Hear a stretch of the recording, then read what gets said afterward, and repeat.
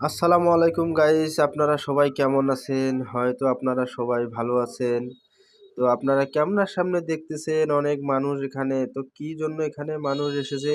তো আমাদের ১ নং চওড়া বড়গাছা ইউনিয়ন থেকে আমাদের দেশনেত্রী বেগম খালেদা জিয়া গত ৩ দিন আগে মারা গিয়েছে। তো তার দোয়া এবং মাগফিরাতের জন্য আমরা এখানে একটি ছোট করে মিলাদ মাহফিলের আয়োজন করেছি। তো এখানে নেতা থেকে কর্মী অনেক লোকজন এখানে আসছে। তো এখানে দোয়া এবং মিলাদ মাহফিলের পরে ছোট্ট করে একটি খাওয়া দাওয়ার আয়োজন আছে। তো আমরা দেখতেই পারতেছি আমাদের খাওয়া দাওয়া কাজ চলতেছে এবং কি এখানে আরেক আমার সর্দি ও বিএনপির দলের নেতা আমার দুলাভাইকে দেখা পাইলাম। তো তার সঙ্গে একটু মুসাহাবা করে নিলাম। ইতিমধ্যে সবাই ভালো থাকবেন। আল্লাহ হাফেজ।